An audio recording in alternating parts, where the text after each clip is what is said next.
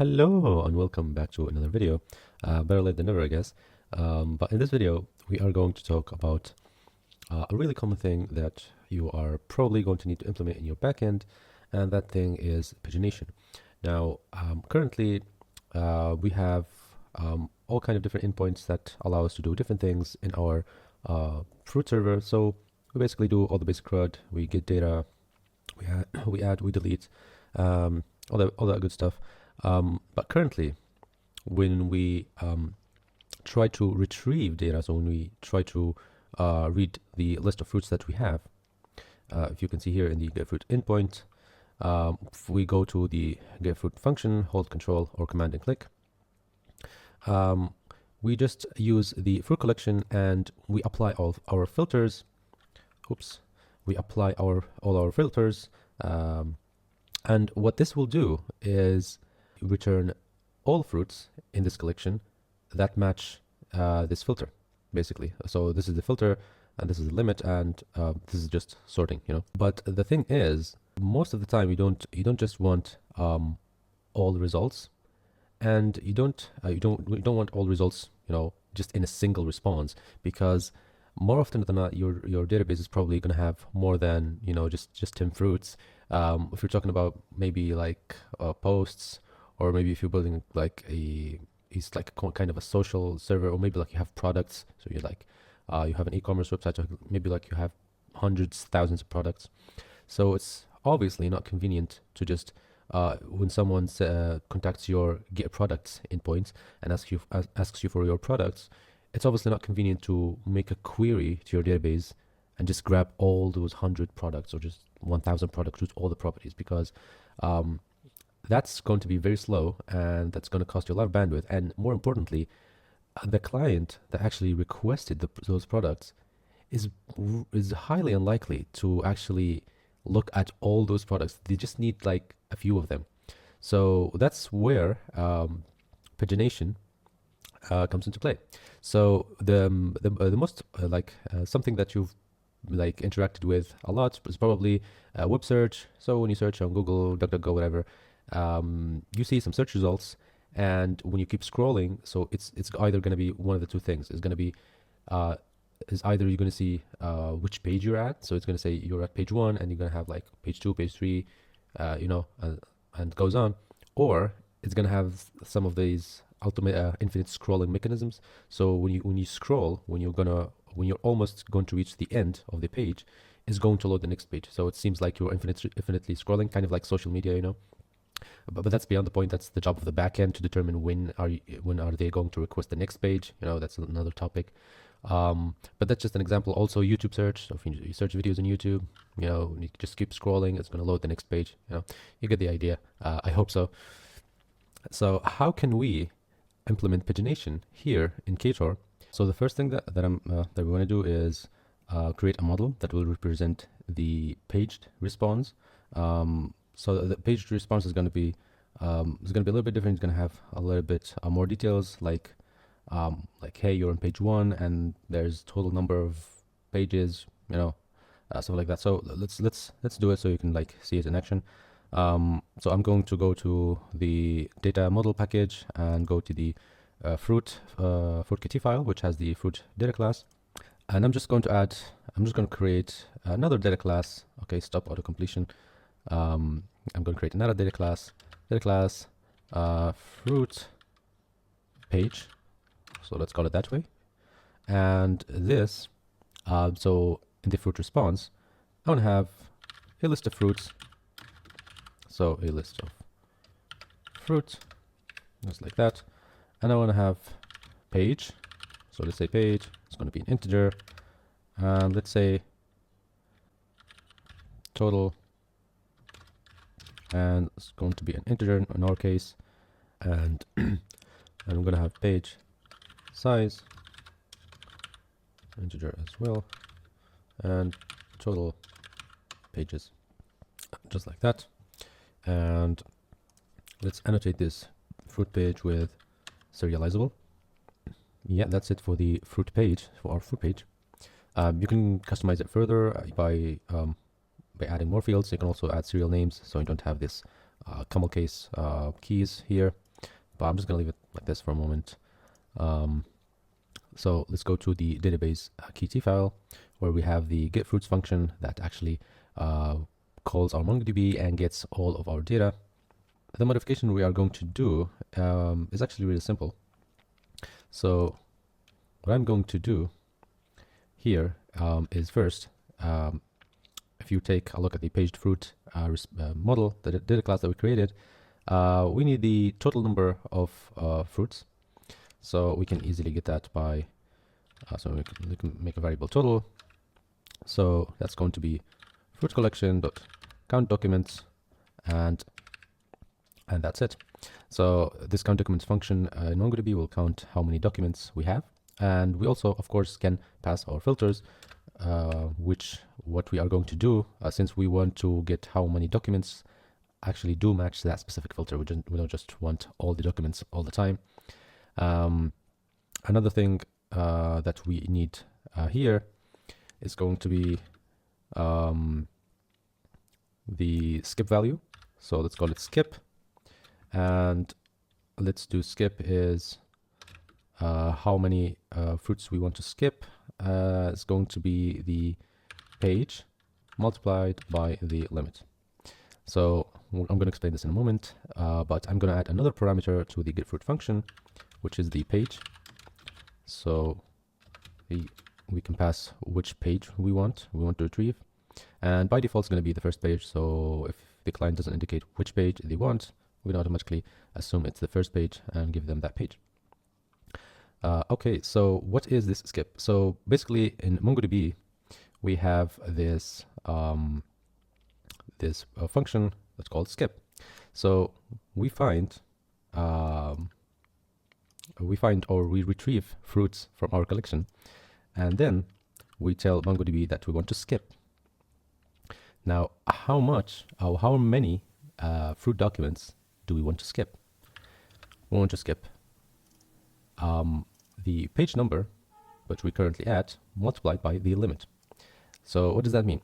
It means that, for example, if we are on the first page, we have so there's a little bit of a mistake here. So I need to so the first page is going to be 1 multiplied by the limit 10, which is going to be 10, which means that on the first page we are going to skip 10 documents, which is wrong because we don't want to skip 10 documents on the first page. Obviously we want to start from the very first document. We don't want to skip any documents. So what we are going to do is I'm going to do page -1, so that when we are on the first page, this is going to be 0. So 0 multiplied by this is going to be 0. So on the first page, we always skip 0, which means that we are going to start at the very first document in our fruit collection. And when we ask the endpoint to retrieve the second page, this is going to be 1 multiplied by limit, which is going to be, for example, if we stay at the default value 10, 1 multiplied by 10 is 10. So we are telling the collection to skip the first 10 documents because we already got them on the first page, and start retrieving whatever documents we have next after these 10 documents. I hope that makes sense. Hope that's clear. And of course, the limit will limit how many documents we want to retrieve, because if we don't have this limit, then the collection will just return all of the documents that we have. Okay, so instead, and also, now instead of returning a list of fruit, let's return a fruit page. So let's change this to return a fruit page. And here, let's return a fruits page, and fruits for the very first thing is our fruits. So let's say fruits is fruits, and the page is page. The total number of documents is total, and page size is the limit, and the total pages is going to be total divided by limit. Okay, so let's add names to all the arguments, and okay, this is long, but it expects integer. We can also change this on the data class. So I'm just going to change this into long, or we can do the opposite and convert this to an integer. And also we have a problem here. Yeah, it also expects a long here, so let's make total pages long. And yeah, that should be it. Now all we have to do is retrieve the page parameter in our endpoint, and we should be good to go. So let's go to the fruit routes file here in the in the routes package. So fruit routes.kt, and here in our get method endpoint slash get fruits, what we want to do is retrieve the page number. So let's say page equals call dot query parameters and page, and of course is let's say to integer or null. So if it's null, we just have the default value, which is 1. And yeah, so get fruit, this is the function that we need to call, and we just need to add the page parameter just like this, and this should work, and it should actually return a page. So let's restart our server and try this in action. Okay, so let's go. So here in our MongoDB compass, as you can see, we have 15 documents in our fruit collection. So let's go to Postman, and if we try to just retrieve all the fruits here, as you can see, the response is a little bit different right now, because here in the JSON we have a fruits array like this. If we collapse this, we have page, which says 1, and total number of fruits is 15, page size, and total number of pages, which is wrong. I need to take a look at this, but okay, let's just try to retrieve the second page before we jump to that. So page 2, just like that, just a query parameter, and we send the request. So it should retrieve the 5 fruits that it didn't retrieve in the first one. So 1, 2, 3, 4, 5. That is correct, and this is page 2, which is correct. But for the total number of pages, oh, I think I know where the problem is. So let's go here, go to database QT, and when we divide those, is that because the total and the limit are both whole numbers, this will result in an integer division. Or so basically, when they will be divided, they will be the value will be like down to the nearest whole number, if you know what I mean. But so you can fix this in 2 ways. So you can use like the traditional way of trying to find the remainder of the division. So you can say if total divided by limit, or not divided by limit, of if the remainder of this division is 0, then you just divide them like this.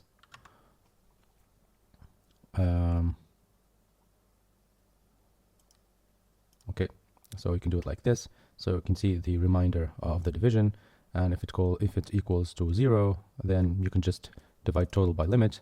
And if it doesn't equal to 0, which means that they're going to be it's not a whole number basically, so you're just going to add 1, and it should give you the correct value. But since we are using Kotlin, we can take advantage of the sealing function, or it's called seal like that. So we are going to use the double one. So basically the seal function will do this for us. As you can see here, it rounds the given value to an integer towards positive. So for first thing is that we need to convert one of these to double, because it doesn't work on integers and longs. And when the seal function finishes its job, of course it's going to return a double, but the total pages should be a long. So after all this finishes, we're just going to turn this back into a long like that, and we can try to restart our server, and we should see correct results right now. So if we see here, okay, so it says total pages is 1, which is wrong, but if we send the request again, as you can see now, it shows the correct number of pages. like that. And we can also try something different. We can try, to manipulate the limit. So limit, we can limit it to five fruits, per request instead of 10. So this should give us 3 pages. We can also try different values, for example 3, and this is going to be 5 pages. And yeah, just like that, you get the idea. So I hope you found this video useful. Like and comment, because that actually motivates me a lot. I'm sorry it took a long time to post this video, but I was really not feeling well and I had a lot of stuff going on, and also because I wanted to make sure that these tutorials are actually useful and are in good quality, an acceptable quality. I know that might be not the best, but at least it can be useful to a lot of you. So take care and see you guys in the next one, which won't take long, I promise. Bye bye.